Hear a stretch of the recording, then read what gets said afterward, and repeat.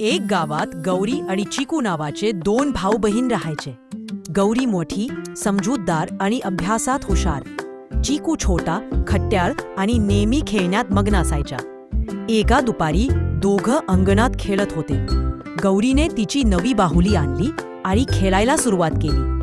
चिकूनेही ती बाहुली घ्यायचा प्रयत्न केला, पण गौरी म्हणाली, "अरे चिकू, ही बाहुली माझी आहे. तू तुझ्या गाडीसोबत खेळला." पण चिकू रागावला. त्याने बाहुली ओढली आणि ती खाली पडली. बाहुलीचा हात मोडला. गौरी रडू लागली. "आयगाना, चिकूने माझी बाहुली तोडली." आई बाहेर आली आणि दोघांकडे पाहून शांतपणे म्हणाली, "गौरी, तू मोठी आहेस. रागाने काही होत नाही.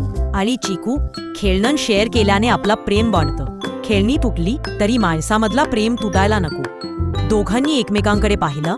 चिकूने बाहुली उचलून माफी मागितली. "माफ कर गे गौरी." गौरीने त्याला मिठी मारली आणि दोघं पुन्हा एकत्र खेळायला लागले. त्या दिवसापासून गौरी आणि चिकू भांडले तरी लगेच मिटवायला शिकले.